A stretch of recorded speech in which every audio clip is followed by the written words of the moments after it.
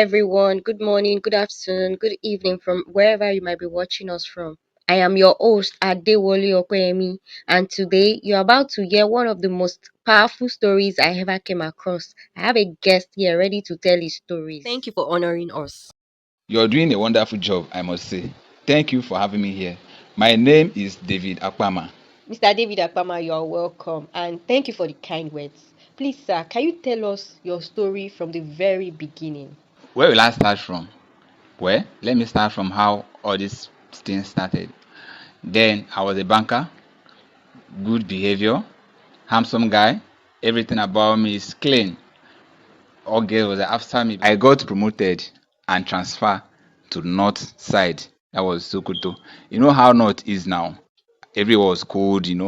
So a friend of mine, my colleague, introduced me to tramadol, codeine, and other pills. So I really enjoyed that place so much to the extent that I decided to live there. After some while, I got married. After some 3 years or 4 years or so, no child. We went to the hospital to run some tests to know actually what's the problem. So we found out that the problem is for me. That's why my wife to not able to conceive. To the extent that it caused a lot of issues between me and my wife, to the extent that the issue led us to divorce each other. It was the drugs and the pills that caused my sperm to be low. To the extent that I started behaving, I'm not being myself. I was so confused. Life is also I confused about everything. I lost my job and I went back to Lagos. I built 3 houses. I sold two, remain one. Unto the name of drugs habit. My life had been useless. I didn't know what to do again. I was so confused. When my family saw me, they took me to rehab. I spent not less than 3 to 4 months. I came back again and sold the third house.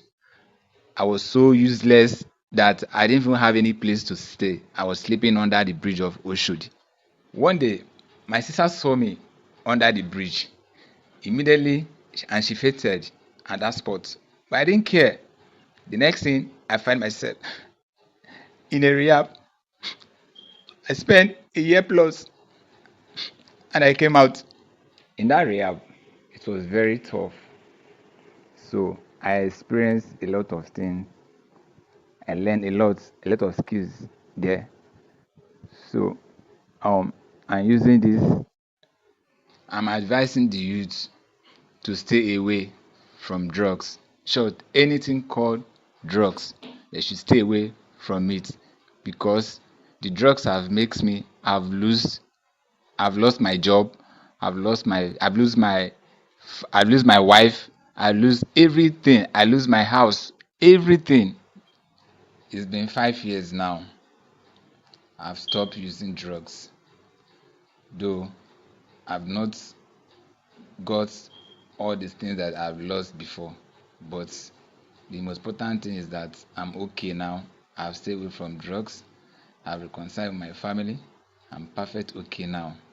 Mr. David Akpama, thank you for sharing your story. It was really very insightful, educative, and all packed. Thank you for coming. Really appreciate you. And I hope the youth are listening. Say no to drugs.